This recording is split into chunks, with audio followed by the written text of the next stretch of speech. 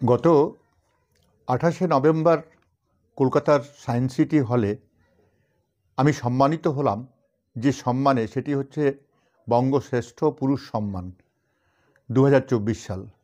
আমাকে যে ইভেন্টের জন্য ওনারা নির্বাচিত করেছেন সেটি হচ্ছে সামাজিক উন্নয়নের জন্য। বিগত প্রায় 20 বছর ধরে আমরা কালিয়াচকের বিভিন্ন কোনায় কোনায়, বিভিন্ন প্রান্তে এবং বিভিন্ন আঙ্গিকে আমরা সামাজিক উন্নয়নের জন্য কাজ করে যাচ্ছি। সেই ক্ষেত্রে রক্তদান বা রক্তদান আন্দোলন, তার সঙ্গে রয়েছে স্বাস্থ্য সচেতনতা শিবির বা মানুষকে সচেতন করা, শিক্ষাকে এগিয়ে নিয়ে যাওয়া, কুসংস্কার মুক্ত সমাজ বা কালিয়াচক তৈরি করা, এবং সবচাইতে যেটা খুব জরুরি সেটা হচ্ছে বাল্যবিবাহ রোধ ও শিশু শ্রম বন্ধ। আমরা কাজ করে চলেছি বিভিন্ন আঙ্গিকে। মূল উদ্দেশ্য হচ্ছে সেটা হচ্ছে কালিয়াচকের সার্বিক উন্নয়ন।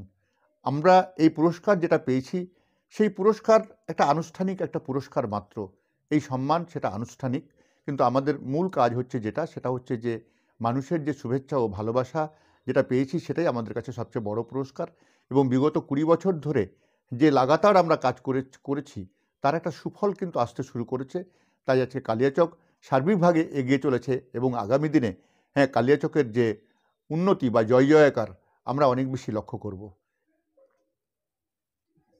আমি ডাক্তার হাজিরুল ইপকার, কালিকাপুর, থানা রোড, কালিয়াচক, মালদা।